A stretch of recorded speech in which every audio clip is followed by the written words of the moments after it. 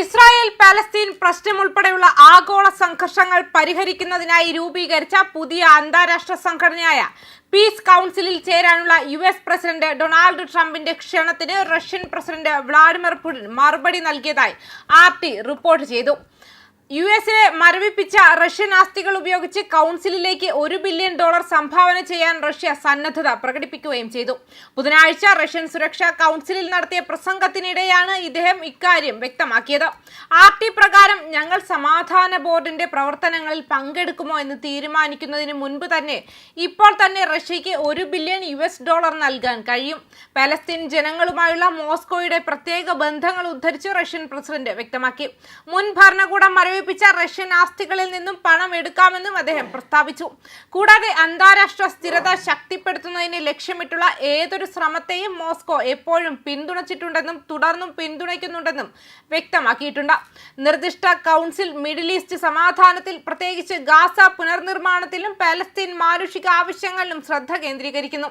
ട്രംപിന്റെ ക്ഷണത്തിന് നന്ദി പറഞ്ഞെങ്കിലും ഈ ഓഫർ പഠിക്കാനും റഷ്യയുടെ തന്ത്രപരമായ പങ്കാളികളുമായി കൂടിയാലോചിക്കാനും കൂടുതൽ സമയം ആവശ്യമാണെന്ന് പുടിൻ പറഞ്ഞതായി RT റിപ്പോർട്ട് ചെയ്തു. റഷ്യൻ പ്രസിഡന്റ് വ്ളാഡിമിർ പുടിനെ നിർദ്ദിഷ്ട ഗാസ സമാധാന ബോർഡിൽ ചേരാൻ ക്ഷണിച്ചതായി US പ്രസിഡന്റ് ഡൊണാൾഡ് ട്രംപ് തിങ്കളാഴ്ച സ്ഥിരീകരിച്ചതിന് ശേഷമാണ് ഇത്. ഈ സംരംഭത്തിനായി പരിഗണിക്കപ്പെടുന്ന നിരവധി ലോക നേതാക്കളിൽ ഒരാളായി അദ്ദേഹത്തെ വിശേഷിപ്പിച്ചു. മിഡിൽ ഈസ്റ്റിലെ സംഘർഷം അവസാനിപ്പിക്കുന്നതിനുള്ള 20 പോയിന്റ് പീസ് പ്ലാനിന്റെ രണ്ടാം ഘട്ടത്തിന്റെ ഭാഗമായി ഗാസ സമാധാന ബോർഡിന്റെ രൂപീകരണം സ്ഥിരത പ്രോത്സാഹിപ്പിക്കുന്നതിനും ഗാസ മുനമ്പിലെ സംഘർഷാനന്തര പുനർനിർമ്മാണത്തിന് മേൽനോട്ടം വഹിക്കുന്നതിനും ലക്ഷ്യമിടുന്നുണ്ട്.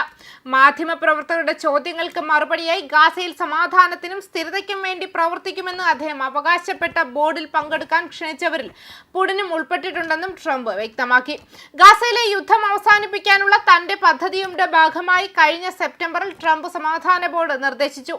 എന്നിരുന്നാലും ഈ സംരംഭം ഇപ്പോൾ ആഗോള സംഘർഷത്തിന് കൂടുതൽ വിശാലമായ മധ്യസ്ഥത വഹിക്കുക എന്നതാണ് ലക്ഷ്യമിടുന്നതെന്ന് തോന്നുന്നു.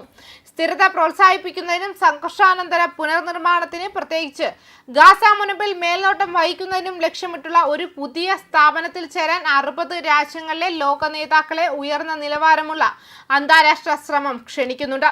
വൈറ്റ് ഹൗസ് പ്രസ്താവന പ്രകാരം നിർദ്ദിഷ്ട എക്സിക്യൂട്ടീവ് ബോർഡ് അംഗങ്ങൾ ഗാസയുടെ സ്ഥിരതയ്ക്കും ദീർഘകാല വിജയത്തിനും നിർണായകമായ വകുപ്പുകൾ മേൽനോട്ടം വഹിക്കും. ഭരണശേഷി വർദ്ധിപ്പിക്കൽ, പ്രാദേശിക ബന്ധങ്ങൾ, പുനർനിർമ്മാണം, നിക്ഷേപ ആകർഷണം, വലിയ തോതിലുള്ള ധനസഹായം, മൂലധന സമാഹരണം എന്നിവ ഇതിൽ ഉൾപ്പെടുന്നുണ്ട്. എന്നിരുന്നാലും $1 ബില്യൺ വാഗ്ദാനം ചെയ്യുന്ന രാജ്യങ്ങൾക്ക് ബോർഡിൽ സ്ഥിരം സീറ്റുകൾ ലഭിക്കും.